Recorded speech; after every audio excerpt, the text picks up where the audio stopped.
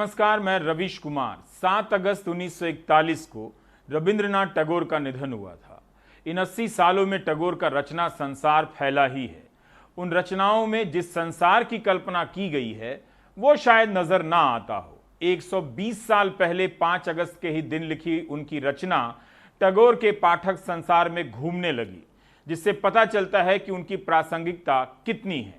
जिसमें टैगोर लिखते हैं कि मंदिर में कोई भगवान नहीं है। यह एक संत और राजा के बीच का प्रसंग है। संत के मुख से सुनकर राजा क्रोधित हो जाता है। कहता है, मंदिर निर्माण के सभी कर्मकांड पूरे करने के बाद हमने 2 लाख स्वर्ण मुद्राएं लुटा दी और आप कहते हैं कि मंदिर में भगवान नहीं है। संत कहते हैं कि जिस साल आपकी 20 लाख प्रजा भयंकर सूखे से त्रस्त हो, लोगों के पास खाने के लिए अनाज ना हो, आपके दरवाजे पर भीख के लिए आते हों तो लौटा दिए जाते हों, जो जंगलों में खंडहर हो चुके मंदिरों में शरण लिए हुए हों, उस साल में आपने 2 लाख स्वर्ण मुद्राएं खर्च कर भव्य मंदिर का निर्माण किया। उस दिन भगवान ने कहा कि मेरे घर की बुनियाद मूल्यों पर है। सत्य, शांति, करुणा, प्यार से बना है मेरा घर। जो राजा अपनी गरीब जनता को ठिकाना नहीं दे सकता, वो मुझे क्या घर देगा। राजन, तुमने जो मंदिर बनाया है वो खोखला है, वो दौलत और गौरव का बुलबुला है।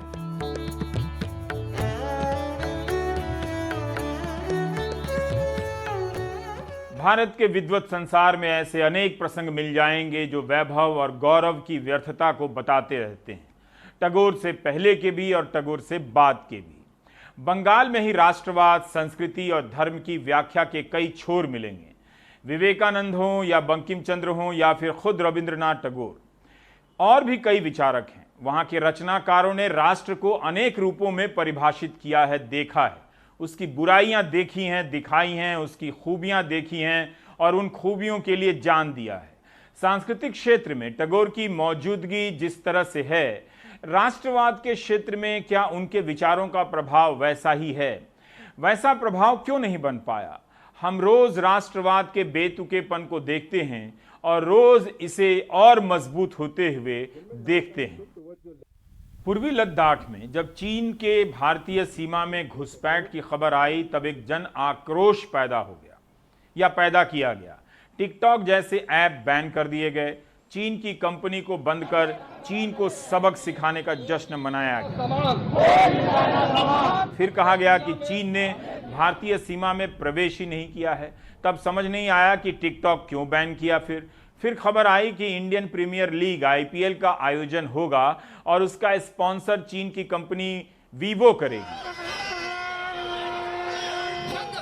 क्रिकेट प्रेमी देश प्रेमी भी होते हैं, डुअल सिम की तरह। उनका आक्रोश ही नजर नहीं आया। वीवो ने अपनी तरफ से स्पॉन्सरशिप से हटने का ऐलान कर दिया, लेकिन BCCI ने कहा कि 2020 के लिए यह साझेदारी स्थगित की जाती है। यह नहीं कहा कि चीन की कंपनी का नमक लेकर भी कभी यह मैच नहीं कराएंगे, पैसा तो छोड़ दीजिए। भविष्य के लिए हर कोई दुकान खोले रखना चाहता है। बहरहाल, इन खबरों के बीच एक और खबर आ गई 6 अगस्त को कि भारत के रक्षा मंत्रालय ने अपनी वेबसाइट पर यह जानकारी दी है कि चीन ने भारत की सीमा में प्रवेश किया है। जब सवाल उठे तो रक्षा मंत्रालय ने वो जानकारी हटा ली। वेबसाइट से जानकारी हटा लेने से क्या जमीन से भी चीन हट गया?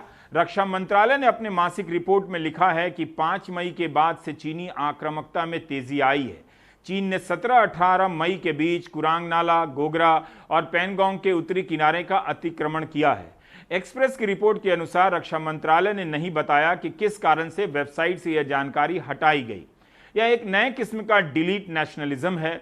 झूठ से बचने के लिए डिलीट, तो सच छिपाने के लिए डिलीट, डिलीट, डिलीट, डिलीट। 5 अगस्त को नए भारत के उदय की आधिकारिक घोषणा हो गई। बेस्ट बात यह है कि नए भारत के पहले के भारत में झांक कर देखने पर अभी रोक नहीं लगी है, लॉकडाउन नहीं हुआ है। उसी छूट का लाभ उठाते हुए टैगोर के राष्ट्रवाद को समझने का फिर से प्रयास करना चाहता हूं। फिर से इसलिए कहा कि दिसंबर 2016 के प्राइम टाइम में भी एक बार चर्चा की थी। टिकटॉक और वीवो जैसी कंपनियों के आगे राष्ट्रवाद कितना आत्मनिर्भर हो रहा है, कितना नतमस्तक हो रहा है। क्या हम उसकी सार्थकता या व्यर्थता को टैगोर के बहाने समझ सकते हैं? एक वेबसाइट है tagoreweb.in। इस पर टैगोर का एक कथन मिला जो उन्होंने 1908 में कहा था। देश प्रेम हमारा आखिरी आध्यात्मिक सहारा नहीं बन सकता। मेरा आश्रय मानवता है। मैं हीरे के दाम में ग्लास नहीं खरीदूंगा और जब तक मैं जिंदा हूं, मानवता के ऊपर देश प्रेम की जीत नहीं होने दूंगा। 1882 में बंकिम चंद्र वंदे मातरम लिख चुके थे। 1911 तक टैगोर जनगण मन लिख चुके थे। दोनों की रचनाओं के बगैर आधुनिक राष्ट्रवाद की कोई अभिव्यक्ति पूरी भी नहीं होती, यह भी सच है। ऐसा कोई वक्त नहीं होता जब भारत की धरती पर इन दोनों राष्ट्रगान और राष्ट्रगीत को कोई ना कोई गा नहीं रहा होता है। कुछ साल पहले इकोनॉमिक टाइम्स में दिवंगत पत्रकार औभिक बर्मन ने लिखा था कि टैगोर के बारे में यह झूठ फैलाया जाता है कि उन्होंने जनगण मन ब्रिटिश सम्राट जॉर्ज पंचम की शान में लिखा था।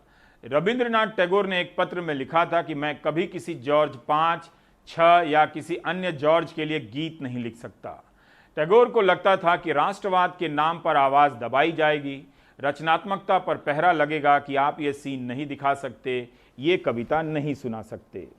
टैगोर के राष्ट्रवाद से हम आज या अतीत के राष्ट्रवाद की आलोचना तो कर सकते हैं, लेकिन आलोचनाओं का यह सिलसिला ना तो वहां से शुरू होता है और ना आज तक खत्म हो सका है। इसके बाद भी राष्ट्रवाद की राजनीति और जनमानस में इसकी अनिवार्य उपस्थिति है। बंगाल में ही टैगोर की सांस्कृतिक मौजूदगी पहचान की एक समानांतर रेखा की तरह है। वहां के अनेक विचारों के साथ टैगोर के विचार समानांतर रेखा की तरह चलते रहते हैं। कोई एक दूसरे को नहीं काटता। मौसम के हिसाब से बंगाल की फिजा में सब मौजूद हैं। बंकिम हो या विवेकानंद हो या क्रांतिकारियों की धारा। मानवता पर जोर देने के बाद भी बंगाल ने सांप्रदायिकता की विनाश लीला खूब देखी है।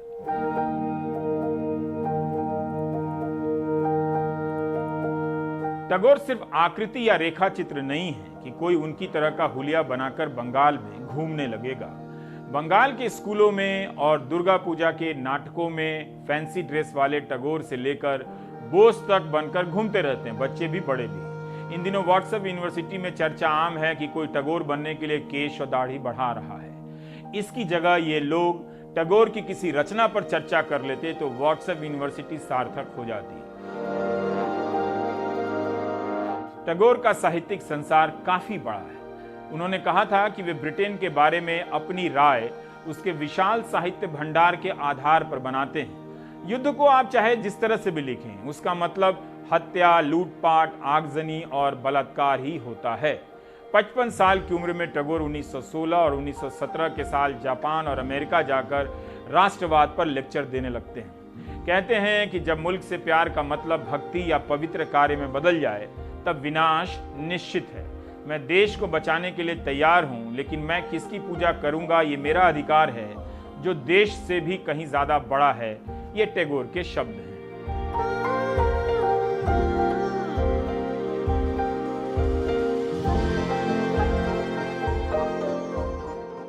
राष्ट्रवाद कभी खत्म नहीं हुआ। राजनीति के क्षेत्र में इसका विकल्प कम ही दिखता है।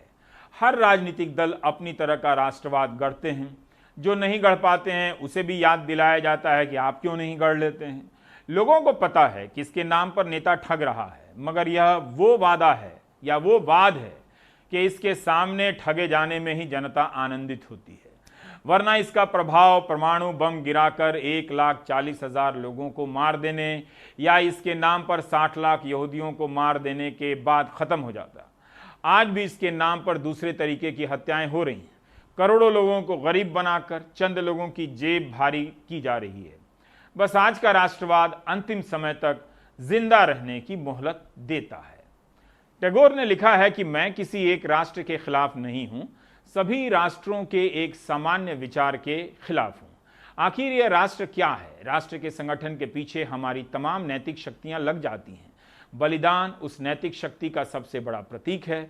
मानव के त्याग करने की शक्ति अपने अंतिम उद्देश्य से भटक जाती है। वह अपनी अंतरात्मा से मुक्त हो जाता है, खुद को मशीन पर डाल देता है। यानी टैगोर कह रहे हैं कि इसकी धुन में हम नहीं रहते, कुछ और हो जाते हैं। नेता इस बात को जानते हैं, इसलिए राष्ट्रवाद उनके लिए वो मशीन है जिस पर आप खुद को डाल देते हैं। इंसान के इतिहास में आतिशबाजी के कुछ ऐसे दौर आते हैं जो अपनी ताकत और रफ्तार से हमें चौंका देती है।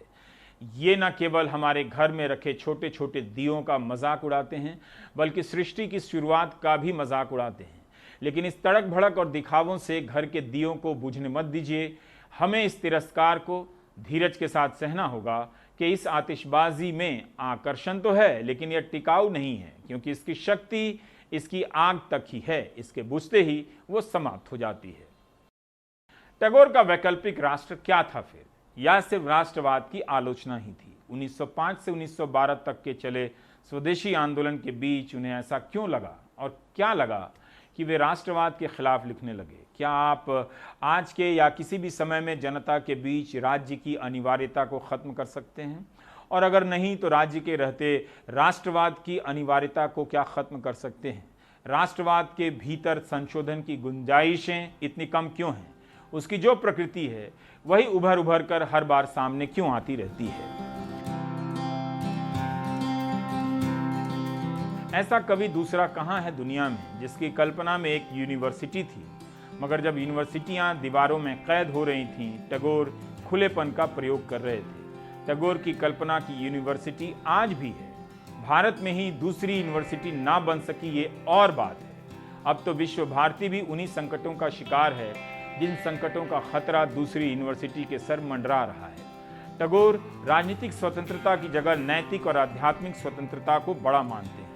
राजनीतिक स्वतंत्रता को लेकर उनकी बातों का अर्थ यही था कि इसके नाम पर चंद अमीर लोगों का गिरोह तैयार होता है जो स्वतंत्रता की आड़ में गुलामी के विशाल संगठन बना लेते हैं। वे कहते हैं कि अलग सोचने वाले संगी साथियों के जीवन को कठिन बना देने की सामाजिक आदत का प्रभाव राजनीतिक संगठनों पर भी पड़ता है, जिसके जरिए सामान्य मतभेदों को दबाने का अत्याचार शुरू हो जाता है।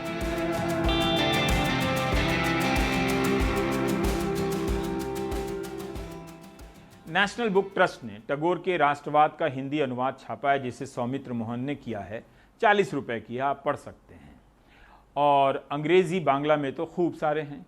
टैगोर इस बात को लेकर सचेत हैं कि अच्छे और ईमानदार लोग भी राष्ट्रवाद का इंसानियत के खिलाफ इस्तेमाल करते हैं।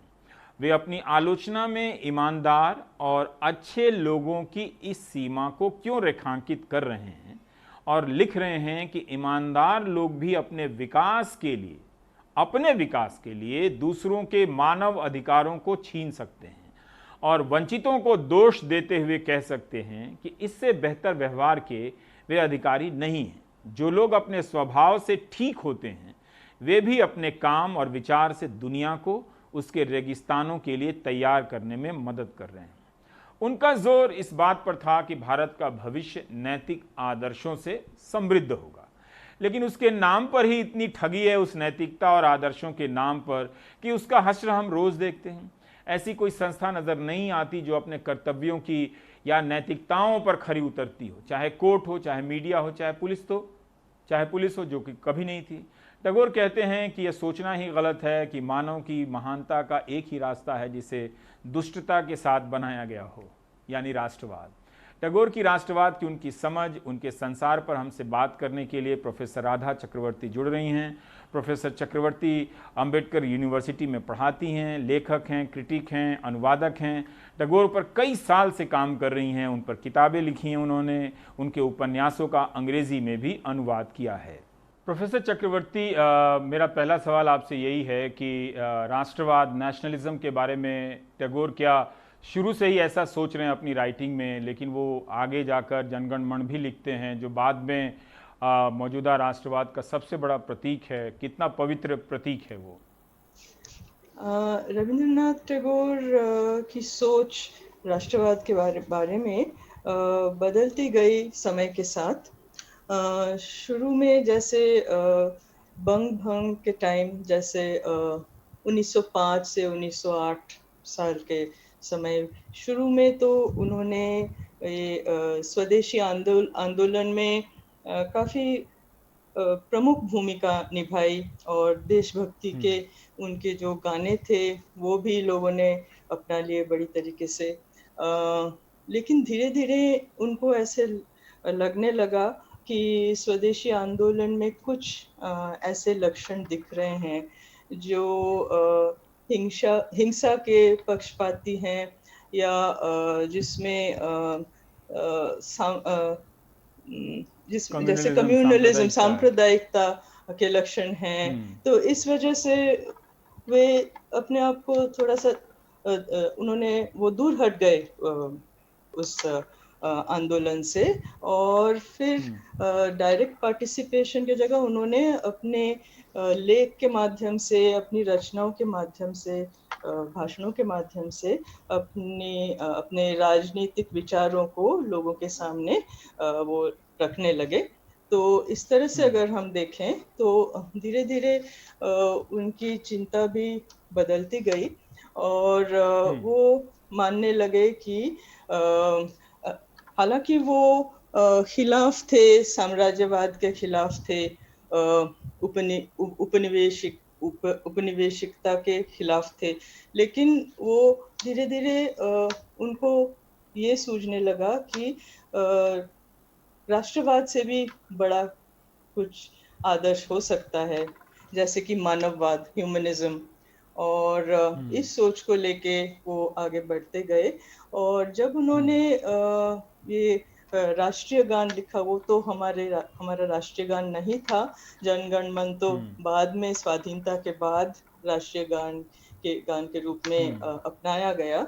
लेकिन उन्होंने ये भी स्पष्ट कर दिया कि ये गाना जो हमने लिखा है, ये जॉर्ज पंचम या किसी जॉर्ज के लिए नहीं लिखा है, ये हमने अपने स्वाधीन विचारों के माध्यम से लिखा है।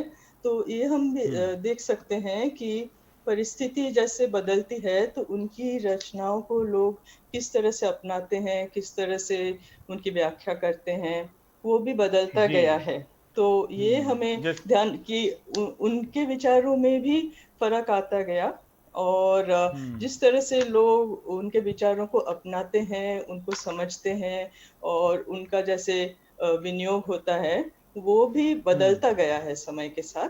तो इस तरह से अगर हम इस गाने को सिर्फ एक प्रतीक समझ लें, तो फिर वो इस गाने के पीछे जो इतिहास है वो फिर छुप जाता है।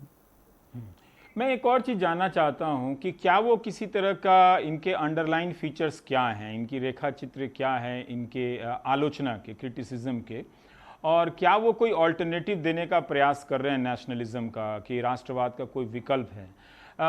जो बातें वो कह रहे हैं, क्या वो बातें नैतिकता, आदर्शवाद, अच्छी अच्छी बातें राष्ट्रवाद नहीं देता है? वो भी तो कहता है कि हमारे पास भी नैतिकता है, हमारे पास भी आध्यात्मिकता है। हमें तो लगता है कि रविंद्रनाथ की सोच में नैतिकता भी तरह तरह की हो सकती है, और आदर्श भी तरह तरह के हो सकते हैं। और वो शुरू से अंत तक, जैसे हमने कहा, साम्राज्यवाद के खिलाफ ही थे। एवं अगर हम देखें तो जलियांवाला बाग मैसेकर के समय उन्होंने अपना नाइटहुड भी सौंप दिया, वापस कर दिया ब्रिटिश राज को, प्रोटेस्ट के हिसाब से, विरोधिता के रूप से। लेकिन साथ साथ उनके दृष्टिकोण में राष्ट्रवाद से कहीं बड़ा मानववाद है, मानवतावाद है।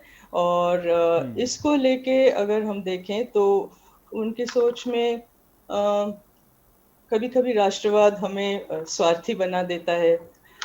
हर एक राष्ट्र के लोग अगर अपने आप को समझते हैं कि सिर्फ अपने स्वार्थ की अगर सोचें, तो रविंद्रनाथ का प्रश्न उनके प्रति ये होगा कि हर एक राष्ट्र को, दुनिया को ये जवाब देना है कि हमने मानवता के लिए क्या किया है, मानवता के प्रति हमारे राष्ट्र का क्या देन है। तो इस तरह से वो समझते हैं कि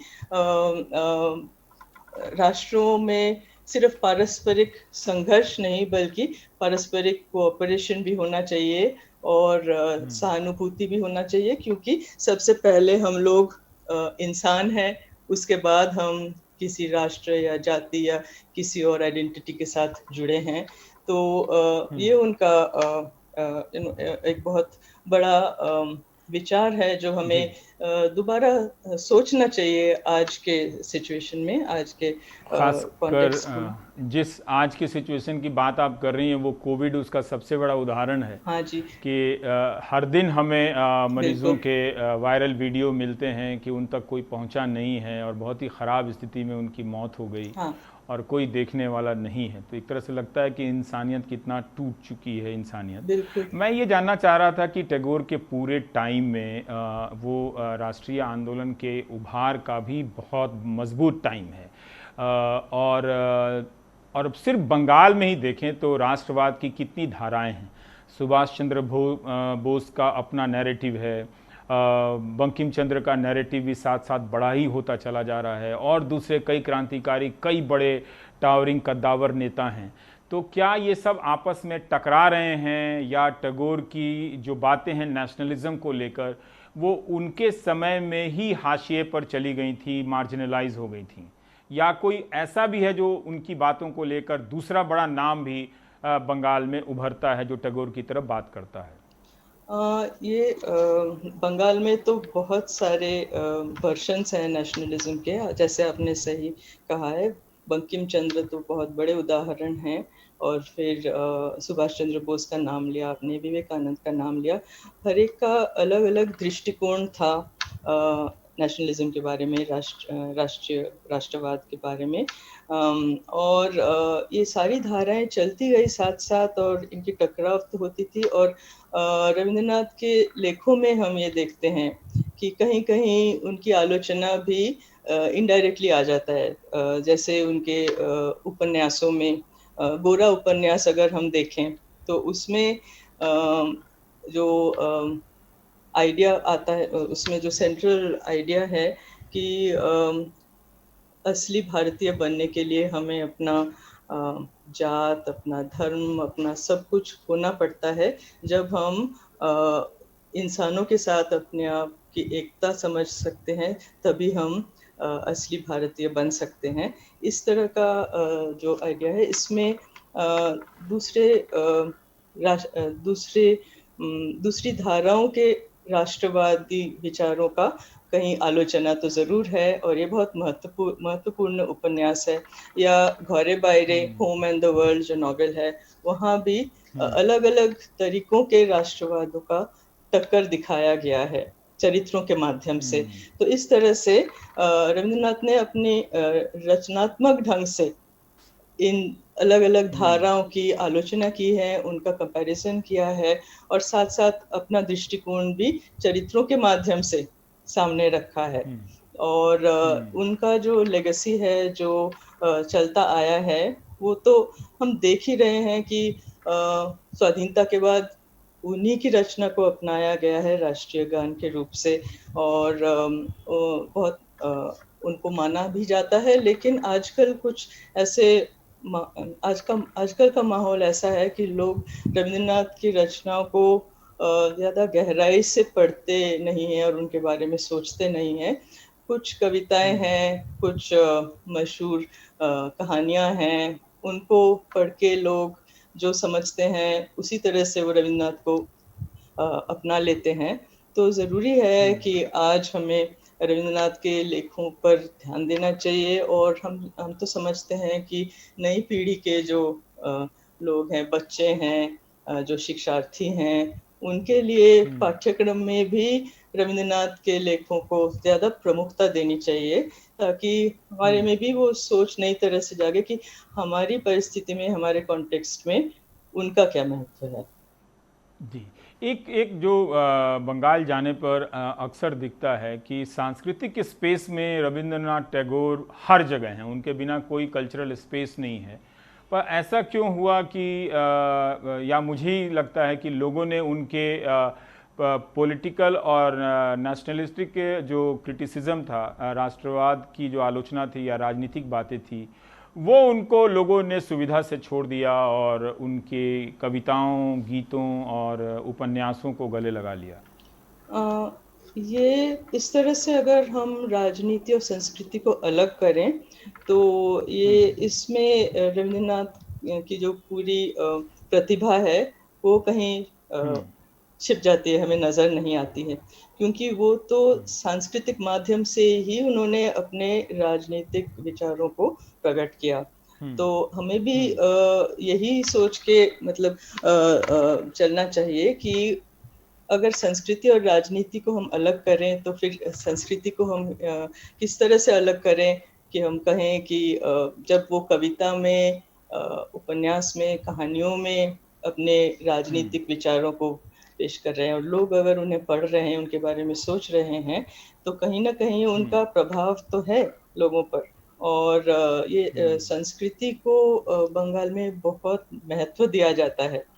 तो और वहाँ का जो इतिहास है, वहाँ संस्कृति और राजनीति को लोग ज़्यादातर अलग उतना नहीं करते हैं। लेकिन ये ज़रूर है कि शायद आप कह रहे हैं कि जो पॉलिसीज़ हैं या जो लोगों के प्रैक्टिसेस हैं, वहाँ शायद कहीं हमारे लिए ज़रूरी है कि लोग वहाँ दोबारा से रविंद्रनाथ के बारे में सोचें, नई तरीके से सोचें।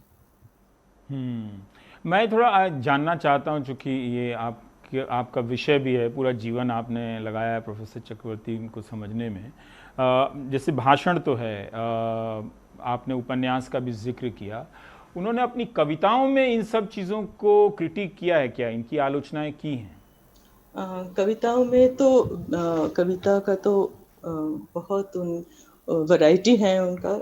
इस कविताओं में भी उन्होंने इस तरह से अप्रोच किया है कि कभी कभी जब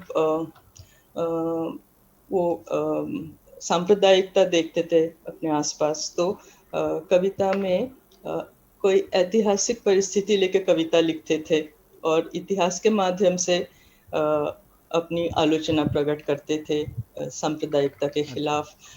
जैसे उनका प्ले है, नाटक है नोटित पूजा, या कविता है पुजारिनी, जहाँ पे सांप्रदायिकता की कड़ी आलोचना है। तो इस तरह से अगर हम देखें तो उनकी लेखों में बहुत ज़्यादा ये है कि वे कविताओं में भी सिर्फ हम तो सोचते हैं कि वे प्रकृति के बारे में लिखते हैं, नेचर पोएट हैं, लेकिन पॉलिटिकल पोएट भी है, हिस्टोरिकल पोएट भी हैं, और साथ साथ सोशल रिफॉर्म के बारे में भी, समाज के बारे में भी बहुत कुछ उनकी कविताओं में उभर आती है। हमें ये भी याद रखना चाहिए कि उन्होंने सिर्फ अपनी कविताएं नहीं लिखी, बल्कि वे अनुवादक भी थे।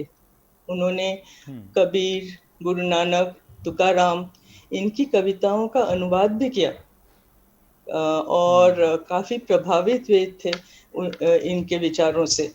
तो इस तरह से अनुवाद के माध्यम से भी उन्होंने अपने विचारों को प्रकट किया, जहां उन्होंने जनसाधारण के प्रति अपनी सहानुभूति प्रकट की और जहां उन्होंने अपनी धर्मनिरपेक्षता को आगे रखा अनुवाद के माध्यम से भी। और गीतांजलि की कविताएं अगर हम देखें तो वहाँ भी जात पात और धर्म का भेदभाव, इसके ऊपर ही कहीं वो अपनी स्पिरिचुअलिटी को रखते हैं और उनका दृष्टिकोण वहाँ इस तरह से उभर आता है। पर अब तो स्पिरिचुअलिटी को भी राष्ट्रवाद के पैकेज में शामिल कर लिया गया है। पर आप कह रहे हैं कि टैगोर के यहाँ जो स्पिरिचुअलिटी है, आध्यात्मिकता है, वो राष्ट्रवाद से ऊपर की चीज़ है। उनके लिए उनकी जो आध्यात्मिकता है, उसमें वे यही कहते हैं गीतांजलि में कि छोटी छोटी चीज़ में, दुनिया में, हर एक चीज़ में हमें आध्यात्मिकता दिखती है। और इस तरह से वो, उनका एक बहुत इंक्लूसिव विजन है जिससे कि वो दुनिया को देखते हैं। तो इस तरह से सिर्फ राजनीतिक ढंग से स्पिरिचुअलिटी को अपना लेना उनका तरीका नहीं था। जी, बहुत बहुत शुक्रिया प्रोफेसर राधा चक्रवर्ती हमसे बात करने के लिए। बहुत बहुत शुक्रिया आपका। और अब हम लेंगे ब्रेक के बाद बात करेंगे नई शिक्षा नीति की।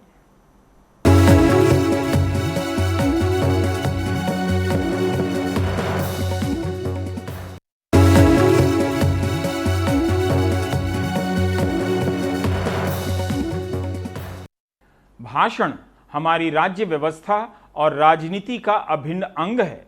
इस आधार पर ही नेताओं का मुख्य परीक्षण होता है। प्रधानमंत्री नरेंद्र मोदी की वक्तृत्व क्षमता सर्वत्र प्रशंसनीय तो है ही, कई बार सारा ध्यान उन्हीं की ओर होने के कारण हम उन्हीं की टीम में दूसरी प्रतिभाओं की अनदेखी कर जाते हैं। शिक्षा मंत्री डॉक्टर आरपी निशंक की भाषण क्षमता भी कम उल्लेखनीय और संग्रहणीय नहीं है। उनके भाषण को लाखों की संख्या में छात्र और शिक्षक सुनते हैं और सुनना भी पड़ता है। नई शिक्षा नीति पर प्रधानमंत्री का स्वागत करते हुए उन्होंने प्रशंसा शास्त्र के नए सूत्र भी गढ़े। आमतौर पर अन्य चैनलों के प्राइम टाइम में ऐसे भाषणों को महत्व नहीं दिया जाता है, लेकिन मेरा प्राइम टाइम है ही इसलिए ताकि जिन्हें महत्व नहीं दिया जाता है उन्हीं को महत्व दिया जा सके। डॉक्टर निशंक के भाषण में जानकारियों का भंडार है। पहले से जानते हुए भी लगता है कि पहली बार जान रहे हैं। बहुत कम मंत्री होंगे जो अपने विभाग के निर्णयों और नीतियों को एक सांस में बोल सकते हैं। काश हम पूरा भाषण दिखा पाते, लेकिन शिक्षा मंत्री के भाषण का अंश मात्र भी किसी यूनिवर्सिटी की शिक्षा से कम नहीं है। मैंने इसे 2 खंडों में बांटा है। प्रथम खंड में प्रधानमंत्री की प्रशंसा है और द्वितीय खंड में शिक्षा नीति की प्रशंसा। भारत में राजनीतिक और सरकारी भाषणों की संरचना का अध्ययन करने वाले विद्वान कम हैं। उन्हीं की कमी की भरपाई के लिए मैं ये भार उठा रहा हूं, पेश कर रहा हूं।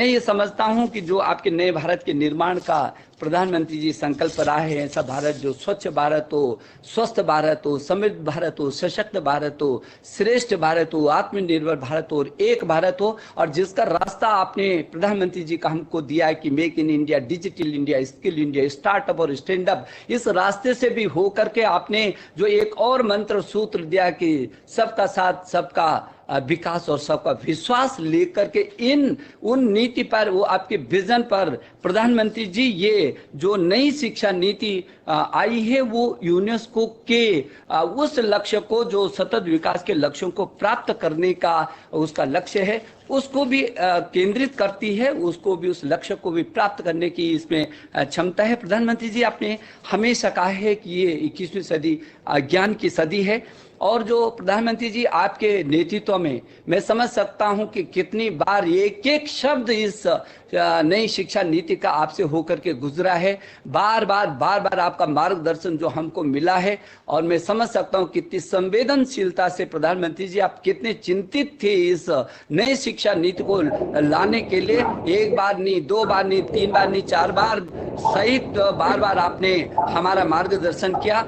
आपके मानवता के व्यापक विजन के साथ मानवीय मूल्यों के आधार पर समावेशी और सार्वभौमिकता लिए उत्कृष्टता और गुणवत्ता से ज्ञान, विज्ञान, अनुसंधान, प्रौद्योगिकी तथा नवाचार के साथ उदारवादी और विश्व प्रतिस्पर्धी रूप में Bharat knowledge based super power बनाने के लिए, आपके श्रेष्ठ भारत के संकल्प को धरती पर क्रियान्वित करने के लिए आज ये देश भर का शिक्षा परिवार प्रधानमंत्री जी एकत्रित हुआ है। हम आपको भरोसा दिलाने के लिए दूर दूर से आपके साथ जुड़े हैं। मैं बहुत विनम्रता से आपको निवेदन करना चाहता हूं, प्रधानमंत्री जी हमारा मार्गदर्शन करें, आपके आशीर्वाद के हम अभिलाषी हैं। मैं ये समझता हूं कि इस देश जो विश्व गुरु देश रहा है और जिसके बारे में हमेशा एतद्देश प्रसूत सदग्र जन्मनः स्वम स्वम चरितम शिक्षण पृथ्व्याम सर्व मानवा, जहाँ तक्षशिला, नालंदा जैसे विश्वविद्यालय रहे हों, जहाँ पूरी दुनिया के लोग शिक्षा ग्रहण करने के लिए आते हों, और आज यही वो देश है जब आप अपने देश की, भारत की अपनी शिक्षा नीति होगी। कस्तूरी रंगन जी आपकी कमेटी को आपको मैं हृदय की गहराइयों से अभिनंदन करना चाहता हूं। आपको ये देश बहुत याद करेगा सदियों तक, क्योंकि बहुत बड़े नवाचार के साथ विश्व का शायद इससे बड़ा कभी नवाचार नहीं हुआ होगा, जहां 2 लाख से भी अधिक ग्राम सभाओं तक हम गए हैं, जहां 33 करोड़ छात्र छात्राओं के अभिभावकों से हमने संवाद किया है। हम लोग ज्ञान और ज्ञान प्लस के तहत, जहां बाहर से हमारी फैकल्टी आ रहे हैं, वहां ज्ञान प्लस में हमारी फैकल्टी भी अब बाहर जाएंगी।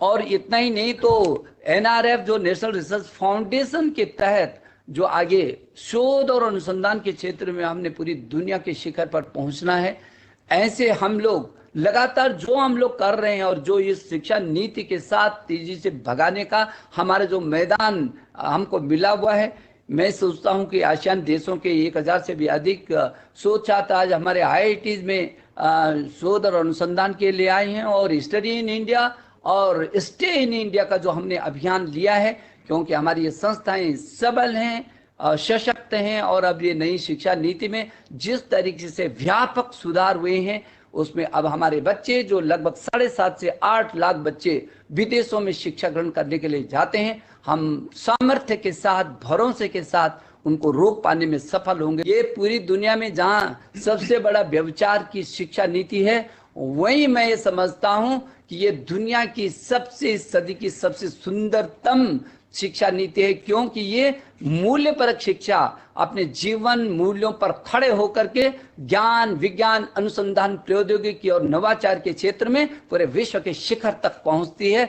ऐसी खूबसूरत शिक्षा के जो आप जितने भी लोग उससे जुड़े हैं, कस्तूरी रंगन जी, इतनी खूबसूरत शिक्षा नीति आपने बनाई है कि आज पूरा देश उत्सव मना रहा है, उल्लास और उमंग से भरा है कि पहली बार ऐसी शिक्षा नीति उनकी अपनी आ रही है, जब उनको भरोसा होता है कि भारत के प्रधानमंत्री जी का जो नए भारत के निर्माण का जो सपना है, वो निश्चित उस सपने को ये शिक्षा नीति पूरा कर सकेगी। मुझे भरोसा है कि जो हमारी ये नई शिक्षा नीति 2020 आया है, जिसमें पूरे देश का जनमानस उत्सव और उल्लास मना रहे, ये हमारी जो नई शिक्षा नीति आ रही है, ये भारत को एक ज्ञान आधारित महाशक्ति के रूप में स्थापित करेगा, जब पूरी दुनिया को भारत पर गर्व होगा। और इससे जुड़ी जो इसकी जड़ें हैं, वो पुनः जो सदियों की गुलामी के बाद जो जड़ें हमको हमारी जड़ों से हटाया गया था, काटा गया था,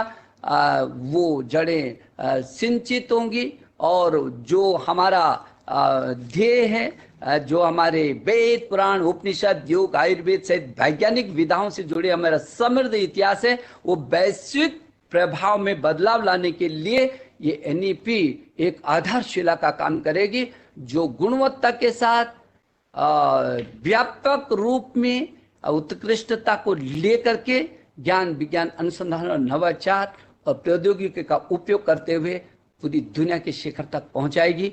हम लगातार संवाद कर रहे हैं, नहीं तो अपनी सभी संस्थाओं को आप योद्धा के रूप में आपने काम किया है। मैं जान सकता हूं, मैं महसूस करता हूं कि जब कोविड की महामारी थी, तब आपने जिस तरीके से उस चुनौती का मुकाबला किया है, और हमारे देश के प्रधानमंत्री जो लगातार कहते हैं कि जब बड़ी चुनौती होती है तो उतनी बड़ी सफलता भी मिलती है, यदि उस चुनौती का ठीक से मुकाबला किया गया। और मुझे गर्व होता है कि मेरे सारे शिक्षण संस्थानों ने बहुत अच्छा काम किया, योद्धा बनकर के फ्रंट लाइन पर खड़े होकर के जिस तरीके से काम किया, मैं आपका सबका अभिनंदन करता हूं, आपका सबका स्वागत करता हूं। आज दिन भर हम व्यापक परामर्श करने वाले हैं, अलग अलग क्षेत्र में, अलग अलग समय में, अलग अलग विषयों को लेकर के, और पूरे दिन भर जो हम काम करेंगे उसके लिए जो अंत में शाम को भी हम फिर एक बार मिलने वाले हैं। लेकिन कस्तूरी रंगन जी, एक बार पुनः हृदय की गहराइयों से मैं आपका अभिनंदन करता हूं, आपकी कमेटी का अभिनंदन करता हूं, और आज जो प्रधानमंत्री जी से हजारों देश और विदेश से जुड़े हैं, मैं सब आपका स्वागत करता हूं। बहुत बहुत धन्यवाद।